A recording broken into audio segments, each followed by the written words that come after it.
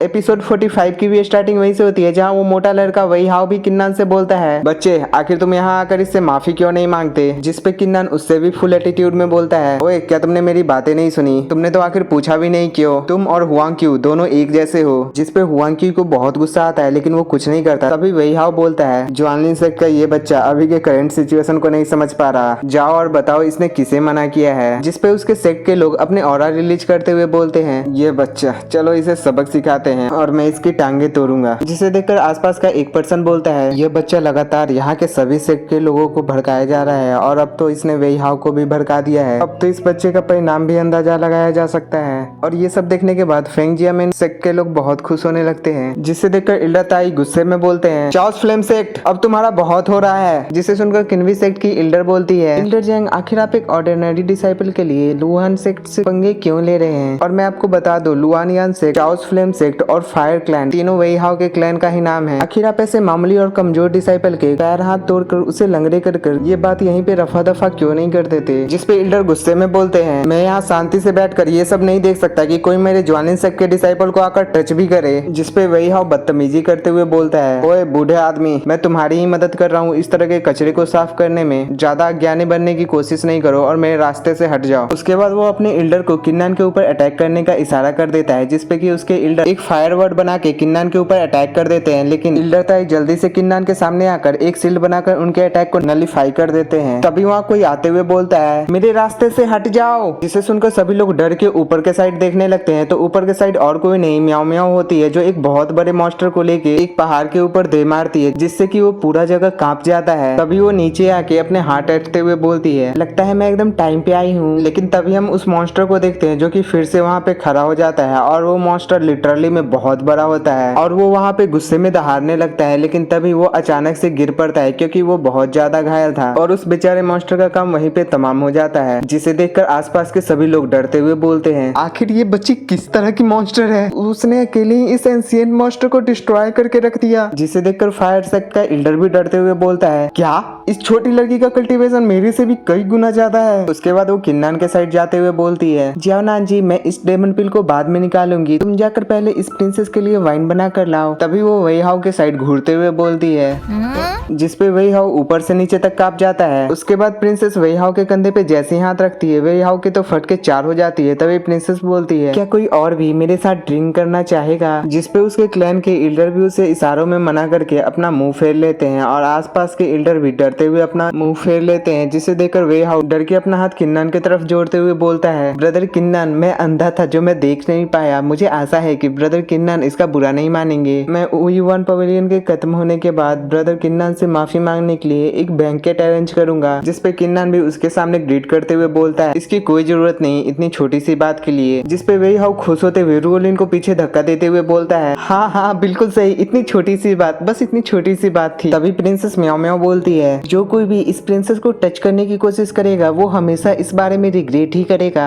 जिसपे किन्नान भी खुश होकर अपने मन में सोचते हुए बोल रहा होता है, इतनी गुस्सैल और एरोगेंट प्रिंसेस म्याओ म्याओ आज मेरा साथ दे रही है और आज ये मेरे लिए इन सबसे अकेले लड़ने को तैयार है। तभी प्रिंसेस हंसते हुए बोलती है, लेकिन हाँ, अगर तुम्हारे पास ढेर सारे इजिलियर्स है तो तुम किन्नान को जिस तरह चाहो उस तरह बुली कर सकते हो। जिसे सुनकर तो किन्नान पूरी तरह हैरान हो जाता है। तभी वहाँ एक कैरेट लेके आते हुए लोग बोलते हैं, सेंग दाओमेंग यहाँ पे पहुंच चुके हैं तो जल्दी सामने से हट जाओ। तभी वहाँ पे हम कुछ लोगों को देखते हैं जो वहाँ पे एक पालकी को लेके आ रहे होते हैं। जिसे कि देखते हुए वहाँ के सभी लोग चौंकते हुए बोल रहे होते हैं, ईजिया पैलेस के लोग यहाँ, आखिर ये लोग यहाँ क्या कर रहे हैं। इनके फैक्शन में तो लगभग सभी लोग हाफ स्टेप मार्शल रियलम में पहुंच चुके हैं। तभी आसपास के लोग आपस में बात करने लगते हैं, ये बिजनेस अलायंस बहुत ज्यादा पावरफुल है, इवन कि यहाँ के 4 मेजर सेक्ट भी इससे पंगा लेना नहीं चाहते। तभी उनमें से एक पर्सन बोलता है, ओह वहाँ पे देखो, यहाँ की सिचुएशन को देखकर ऐसा लग रहा है कि सेंग दाओ लीग का कोई इंपॉर्टेंट पर्सन यहाँ पे आया है। तभी फेंग जियामेन सेक्ट के एल्डर बोलते हैं, सेंग दाओ लीग का इन्फ्लुएंस पूरे लोअर डोमेन में फैला हुआ है, ये आमतौर पे लोअर डोमेन में दिखाई नहीं पड़ते और ऊपर से ये लेजेंडरी कैबिन है, इसके अंदर जरूर से अपर डोमेन का कोई बहुत ज्यादा इंपॉर्टेंट पर्सन होगा। इनके मार्शल आर्ट और कल्टीवेशन टेक्निक बहुत ही ज्यादा पावरफुल होते हैं। ये आमतौर पे लोअर डोमेन में तभी आते हैं जब किसी बड़े ऑक्शन में किसी रेयर और पावरफुल ट्रेजर की नीलामी होती है। तभी एल्डर ताई भी बोलते हैं, हाँ ये हर जगह मौजूद नहीं होते, लेकिन ये भी यहाँ ओयुआन पवेलियन की उसी सीक्रेट को जानने आए होंगे होंगे। तभी फेंग जियामेन सेक्ट के एल्डर सामने के साइड जाकर ग्रीट करते हुए बोलते हैं, मुझे नहीं पता कि यहाँ सेंगदाओ लीग के कौन से बड़े पर्सन आए हैं। तभी उस कैबिन के अंदर से आवाज आती है, मेरी इतनी हिम्मत कहाँ कि मैं कोई बड़ी पर्सन बनूं। मैं सेंगदाओ लीग के इस एरिया की एक सेंट हूँ और मैं अपने मास्टर के ऑर्डर पे यहाँ आई हूँ। हाँ, तो ऊ युआन पवेलियन का वो सीक्रेट जो कोई भी लाकर मुझे देगा, वो सीक्रेट जिसके लिए मेरे मास्टर सदियों से इंतजार कर रहे हैं। तभी वो लड़की उन सभी से बोलती है, मुझे यहाँ सभी टैलेंटेड लोगों को एक साथ देखकर बहुत खुशी हुई और आप सभी ही शायद ऊ युआन पवेलियन को एक्सप्लोर करने जाओगे और ये छोटी लड़की यहाँ पे 16 गोल्डन होली ऑर्डर लाई है। मुझे आशा है कि आप सभी इसे जरूर से एक्सेप्ट करोगे। और उस टोकन को देखते ही वहाँ के सभी डिसाइपल खुश हो जाते हैं। तभी फेंग जियामेन सेक्ट के एल्डर चौंकते हुए बोलते हैं, ये तो गोल्डन होली ऑर्डर है। तभी फ्लेम सेक्ट के एल्डर बोलते हैं, इस टोकन के सभी होल्डर सेंगदाओ लीग के वीआईपी होते हैं और तो और ऑक्शन में उन्हें वीआईपी ट्रीटमेंट के साथ 30% ऑफ भी दिया जाता है। तभी किंगवी सेक्ट की एल्डर भी बोलती है, अगर पूरे लोअर डोमेन में देखा जाए तो गिन चुन के बस 100 लोग ही ऐसे होंगे जिनके पास ये गोल्डन टोकन होगा। लेकिन तभी एल्डर ताई बोलते हैं, कोई भी रिवार्ड बिना फायदे का नहीं दिया जाता, तो क्या मैं पूछ सकता हूँ आखिर आपकी अलायंस हमसे क्या चाहती है। जिसपे वो लड़की बोलती है, एल्डर जेंग आपको ज्यादा चिंता करने की कोई जरूरत नहीं, ये सभी golden holy order gift heaven की तरफ से भेजी गई है सिर्फ इन लोगों के लिए ही। मुझे आशा है कि आप सभी लोग समझ गए होंगे और मैं आशा कर रही हूँ कि इस छोटी लड़की की बात सभी सेक्ट वाले मानेंगे और आप सभी जो कुछ भी ऊ युआन पवेलियन में देखोगे और जानोगे वो सभी आकर मुझे बताओगे। और अगर आप में से जो कोई भी टॉप फ्लोर के सीक्रेट को जान पाएगा और आकर हमें बताएगा, उसे बिजनेस अलायंस काफी अच्छी जेनरस रिवार्ड देंगे। लेकिन वहाँ प्रिंसेस म्याओ उन्हें मुंह दोसते हुए चिढ़ाने लगती है और वहीं किन्नन कुछ सोचते हुए उस टोकन को रिजेक्ट करते हुए बोलता है, मुझे माफ करना, मैं ये नहीं ले सकता। और किन्नन जैसे ही ये बोलता है आसपास के सभी लोग हैरान भरी नजरों से किन्नन की तरफ देखने लगते हैं। वहीं चेंजुअर भी अपने मन में बोल रही होती है, क्या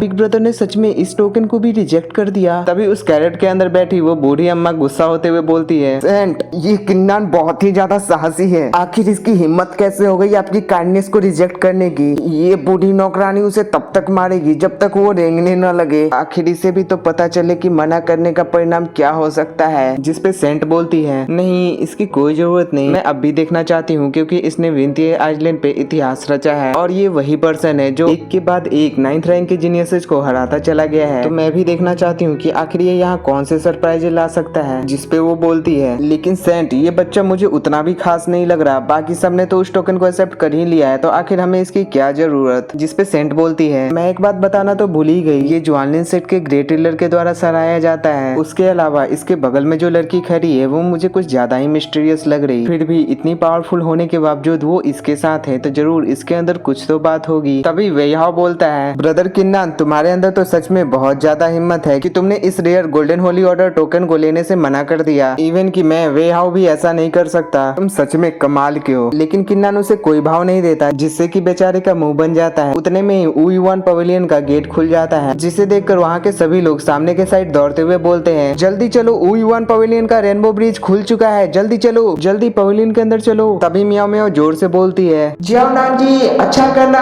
और सभी डिसाइपल जैसे ही ऊ युआन पवेलियन के अंदर चले जाते हैं, उसके बाद उस कैबिन से एक मिरर आर्टिफैक्ट बाहर की ओर निकलता है। तभी उस कैबिन से वही बूढ़ी अम्मा बोलती है, अंदर क्या हो रहा है ये अकेले देखने में उतना मजा नहीं आता जितना सभी के साथ देखने में आता है, और वैसे भी सेंगदाओ पवेलियन हमेशा से सबके साथ शेयर करने में विश्वास रखता है, तो अब हम सभी ऊ युआन पवेलियन का ट्रू फेस देखेंगे। उसके बाद वो बूढ़ी औरत अपने पावर का यूज करके उस मिरर आर्टिफैक्ट को एक्टिवेट कर देती है। तभी हम उस ऊ युआन पवेलियन के अंदर उन सभी डिसाइपल को देखते हैं जो एक मरुस्थल जैसी जगह पे आ गए होते हैं और वो आसपास देखते हुए बहुत ही ज्यादा हैरान थे। तभी हम सामने के साइड से एक बूढ़े आदमी को आते हुए देखते हैं जो एकदम भिखारी की तरह लग रहा होता है, जिसे आते हुए देखकर हुआंग क्यू बोलता है, वहाँ देखो कोई आ रहा है। तभी हम उस बूढ़े आदमी को देखते हैं जो अपने शरीर को खुजलाते हुए और कान को गुजगुजाते हुए आते हुए बोल रहा होता है, मुझे माफ करना इतने लंबे समय तक इंतजार करवाने के लिए। वैसे ये बूढ़ा आदमी ऊ युआन पवेलियन के फर्स्ट फ्लोर का गार्डियन है। और इसी के साथ ये धमाकेदार एपिसोड यहीं पे समाप्त हो जाता है और नेक्स्ट एपिसोड की भी स्टार्टिंग उसी सीन से होती है जहाँ पे वो सभी डिसाइपल उन्हें ग्रीट करते हैं, जिसपे वो बूढ़ा गार्डियन बोलता है, ठीक है ठीक है।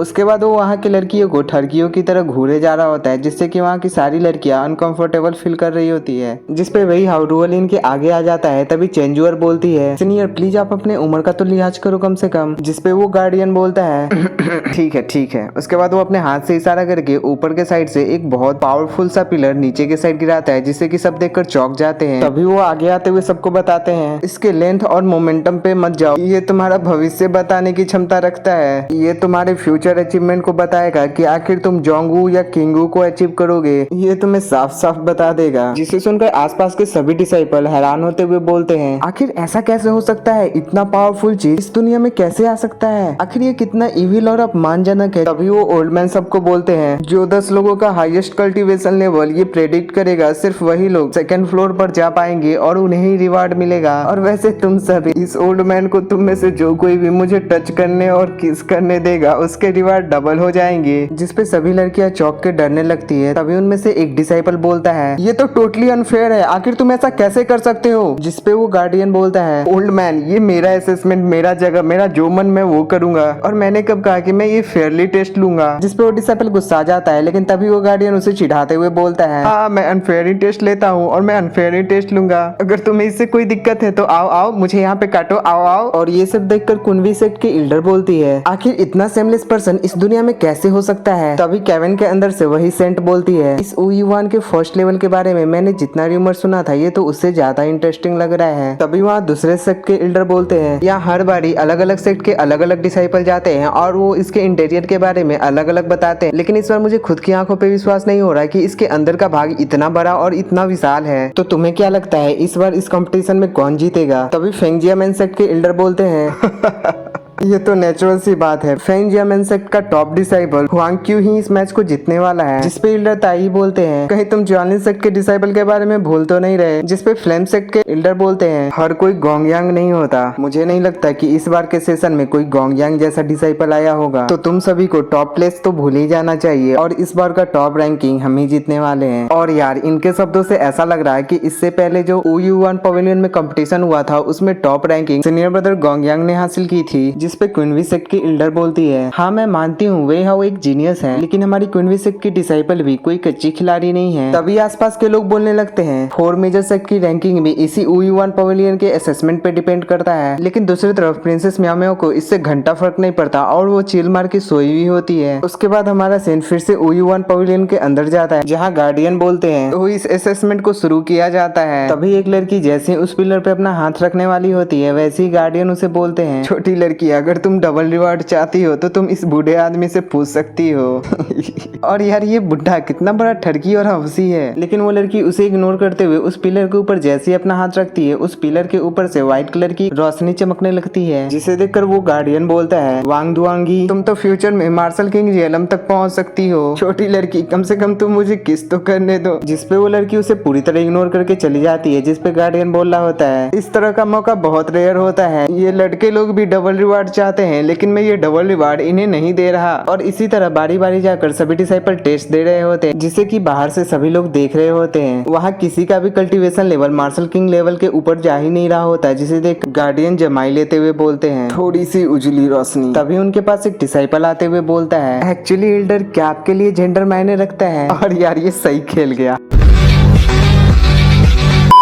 जिसपे बेचारे गार्डियन भी घबरा के पीछे हटते हुए बोलते हैं, आखिर कैसी बातें कर रहे हो तुम। और हुआंग क्यू जैसे ही अपने पावर लेवल का टेस्ट करने जाता है उसे देखते हुए आसपास के सभी डिसाइपल बोलते हैं, वो देखो हुआंग क्यू, मुझे नहीं पता कि वो फ्यूचर में क्या अचीव करने वाला है। और हुआंग क्यू जैसे ही अपना हाथ उस पिलर के ऊपर रखता है उसमें से लाल कलर की रोशनी निकलने लगती है, जिसे देखकर गार्डियन भी खुश होते हुए बोलते हैं, जोंग डाओ लाइट। तभी किन्नान अपने गॉड ऑफ वार आई का यूज करके उस पिलर पे जैसे ही देखता है उसे वो पिलर के आसपास कुछ अजीबोगरीब चीजें दिखने लगती है, जैसे कि वहाँ पे कोई काला जादू किया गया हो और उसके आसपास कई सारे मोमबत्तियां और कंकाले पड़ी थी और उस पिलर को भी जंजीरों में जकड़ के रखा गया था, जिसे देखकर किन्नान भी चौंक कर हैरान हो जाता है। तभी हमें बाहर का सीन दिखाया जाता है जहाँ एल्डर ताई फेंगजिया मैन सेक्ट के एल्डर से बोलते हैं, फाइनली हमें कुछ अलग देखने को मिला, जैसा कि मैंने एक्सपेक्ट किया था। आपके इस डिसाइपल का टैलेंट हमारे ज्वालिन सेक्ट के डिसाइपल से कम नहीं है। एल्डर जैंग, हुआंग क्यू का फ्यूचर सच में बहुत ब्राइट है। जिसपे एल्डर जैंग भी तारीफ कर देते हैं, आपकी ज्वालिन सेक्ट के डिसाइपल की भी फ्यूचर अचीवमेंट कम नहीं होगी। तभी हमें फिर से ओयुआन पवेलियन के अंदर का सीन दिखाया जाता है जहाँ गार्डियन हुआंग क्यू से बोलते हैं, यंग मैन तुम्हारी टैलेंट काफी अच्छी है, इसी तरह मेहनत करते रहो। लेकिन हुआंग क्यू उसे पूरी तरह इग्नोर करते हुए किन्नान के पास से जाते हुए बोलता है, ये तो नियति है कि मेरी अचीवमेंट तुमसे कई ज्यादा होगी। मुझे तो ऐसा लगता है कि जब तुम्हारा समय आएगा तुम उस स्टोन टैबलेट को साइन भी नहीं करा पाओगे। जिसपे वो अपने साथ वालों के साथ किन्नान के ऊपर जोर जोर से हंसने लगता है।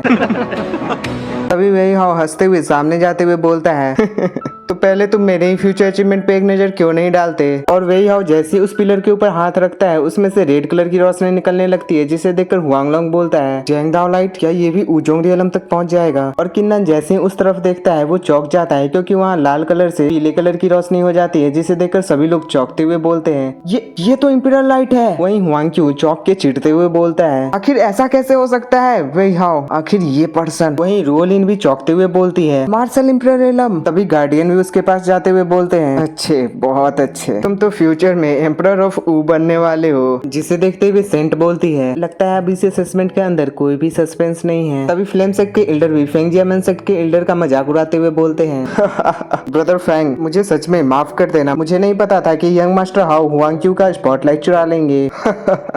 उसके बाद हमारा सीन शिफ्ट होकर फिर से वेईहाओ के ऊपर जाता है, जो रोलिन के सामने आते हुए उससे बोल रहा होता है देखो तुम्हारा आदमी कितना स्ट्रांग है। उसके बाद वो खुद में उसे चिपकाते हुए बोलता है ये तुम्हारे लिए सम्मान की बात है कि तुम मुझे सर्व कर रही हो। जिसपे रोलिन उसे रोकते हुए बोलती है मुझे ये बिल्कुल भी पसंद नहीं, यहाँ देखो कितने लोग हमें घूरे जा रहे हैं। और ये सब देखकर गार्डियन बुड्ढे को वेईहाओ से जलन हो रही होती है। तभी वो गुस्से में जुआनलिन सेक्ट के डिसाइपल से बोलता है हे तुम चारों, अगर तुम सभी एग्जाम नहीं देना चाहते तो चुपचाप यहाँ से बाहर निकल जाओ, इस तरह मेरी कीमती समय को बर्बाद नहीं करो। जिसपे रोलिन उन सभी का मजाक उड़ाते हुए बोलती है मुझे डर है कि मेरे जुआनलिन सेक्ट के दोस्तों को इस टेस्ट को देने में डर लग रहा है, या फिर मैं ये कहूँ कि मैं इस टेस्ट को पहले ही जीत चुकी हूँ और देखो ये किसके दम पे उड़े जा रही है। तभी वेईहाओ भी बोलता है मेरे हिसाब से जुआनलिन सेक्ट के जीनियसेस को मार्शल एम्पररियलम तक तो होना ही चाहिए। और उन सभी का मजाक उड़ाते हुए बोलता है या क्या पता ये मार्शल एम्पररियलम को भी सरपास कर दे। जिसपे हुआंगलोंग को गुस्सा आता है और वो सामने जाने ही वाला होता है कि किन्नन उसे रोकते हुए खुद आगे चला जाता है। और किन्नन जैसे ही अपना हाथ उस रॉक पिलर के ऊपर रखता है, लेकिन उस रॉक पिलर के ऊपर कोई भी हलचल नहीं होता, जिसे देखकर वेईहाओ और रोलिन बाकी सभी लोग किन्नन के ऊपर हंसने लगते हैं। तभी गार्डियन भी निराश होकर अपना सर हिलाते हुए बोलते हैं ये तो मार्शल किंग रियलम तक भी नहीं पहुंच पाया। और ये सब देखते हुए किन्नन जैसे ही अपना थोड़ा और जोर उस पिलर के ऊपर लगाता है वो पिलर हिलने लगता है और किन्नन एक दूसरे ही डायमेंशन में चला जाता है, जहाँ उसके आसपास काफी सारी डार्क एनर्जी और लाइट एनर्जी थी। और वो रेड डार्क कलर की एनर्जी एक जगह इकट्ठा होते हुए किन्नन से बोलती है फाइनली तो अब मेरा इंतजार पूरा हुआ। जिसे देखते हुए किन्नन अपने मन में सोचता है एक एंटिटी जो कंडेंसर स्पिरिट से बनी। तभी वो उससे पूछता है तुम हो कौन। जिसपे वो स्पिरिट जो थोड़ा थोड़ा किन्नन की तरह ही दिख रहा होता है वो बोलता है मैं कौन हूँ। उसके बाद वो जोर जोर से हंसने लगता है